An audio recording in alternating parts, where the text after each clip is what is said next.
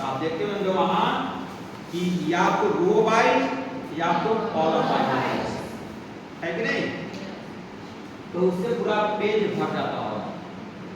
लेकिन तेरा फॉर्मूला के वहां लेकिन आज हम लोग सीखेंगे इसी को कैसे कम से कम समय में निकालना ए इनवर्स, क्योंकि उसमें ए इनवर्स ही निकालना है।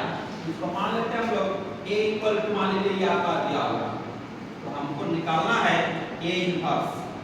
आप पहले बताए हैं ए इनवर्स निकालने के लिए फॉर्मूला जो होता है वो लिखा हुआ है एडजॉइंट ऑफ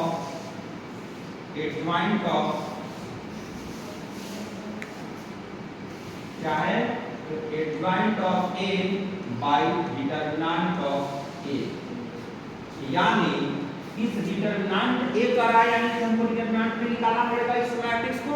यस तो तुरंत हम लोग इसको करेंगे क्या कि यहाँ इसको हम लोग ट्रांसफर करेंगे ऐसे,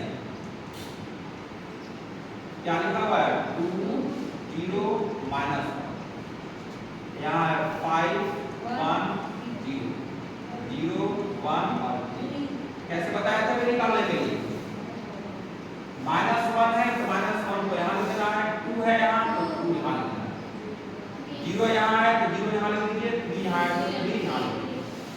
कैसे बताए थे, ऐसे चल दीजिए ना, तो यहाँ से जब लिखेंगे हम लोग तो यहाँ से ऐसे लिखेंगे, ऐसे करेंगे पूरा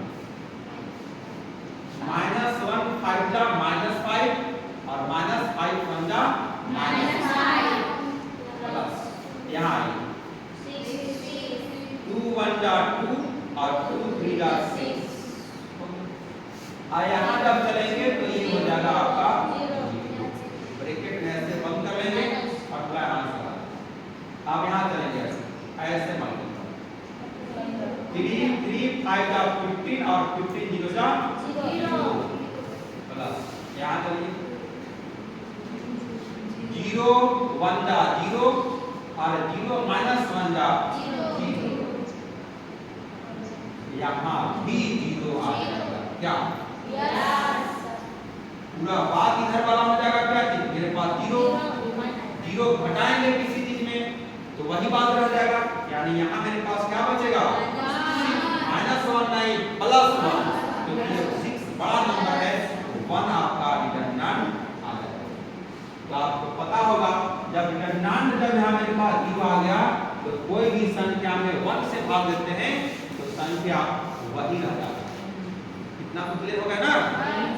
चलिए अब हम लोग बात जो करेंगे आगे, इस बात को यहाँ से हम हटा देंगे, यानी डिटरमिनेंट जो है वो हम लोग निकाल लिए, क्या आ गया डिटरमिनेंट, यहाँ लिख लेंगे डिटरमिनेंट जो मेरे पास आया है 1 आया, और हम लोग ये भी जानते हैं डिटरमिनेंट नॉट इक्वल टू 0 होना चाहिए, तभी हम लोग ए इनवर्स फाइंड कर सकते हैं।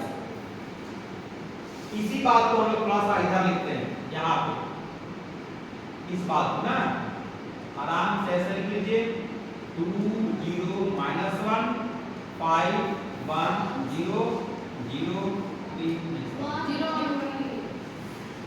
0 1 3। इसको क्या करना है इसे देखिए,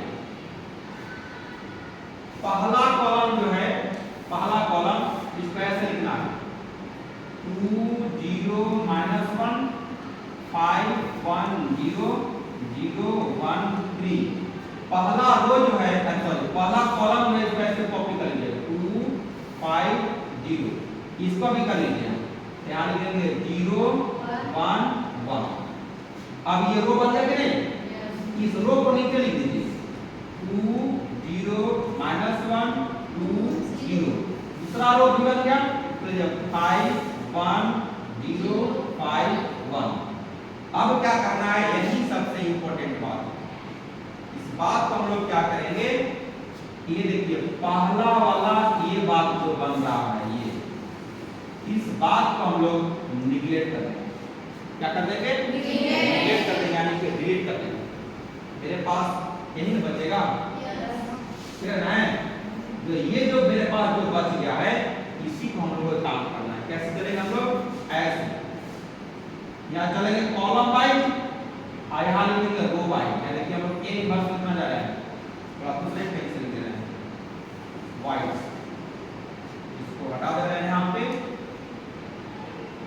A इनवर्स इक्वल टू, ऐसे बंद कर देते हैं, ऐसे देखिए यहाँ से ऐसे मल्टीपल 1 3 जा 3, 1 0 जा 0, 3 में से 0 जाएगा बचेगा 3।